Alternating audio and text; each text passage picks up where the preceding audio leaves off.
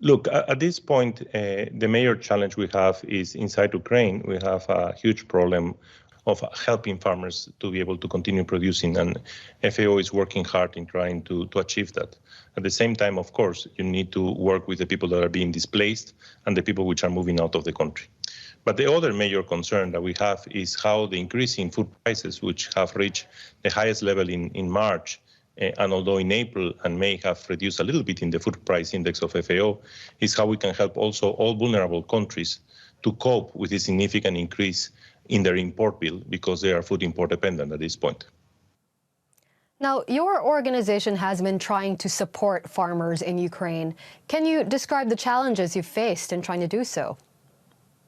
There are significant challenges because the idea and what we know is that we help farmers, especially the farmers which are small, to keep producing, especially high-value commodities that will allow them to cope with the crisis situation they have. But what are the major concerns? The major concerns is access to seeds, access to fertilizers, to pesticides, and also access to fuel that will allow you to use the machinery, which most of the fuel is being moved towards the conflict and the war. So we need to find ways to get all the fuel that is necessary so that the equipment, agricultural equipment, can operate. So that's the major problems and challenges we're facing today, which are significant and which puts a lot of restriction in what we can achieve within the country. Now, it's not just the war choking off supply. Factors like COVID-19 and climate change, of course, they play a role as well. Is prolonged and severe food insecurity an unavoidable reality? Exactly. So we need to understand that even before the war, we were already facing significant challenge on food security.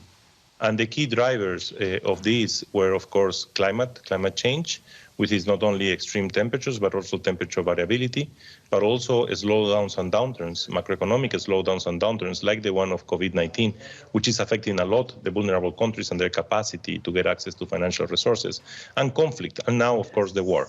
What is the challenge that we are facing is that the war and even before in the previous food crisis reflects how little diversification we have on the exporting countries of cereals. So whatever happens to one country of the key top 5 exporters will immediately have a reflection in prices that will have a reflection in the capacity of poor countries which are import dependent to be able to procure.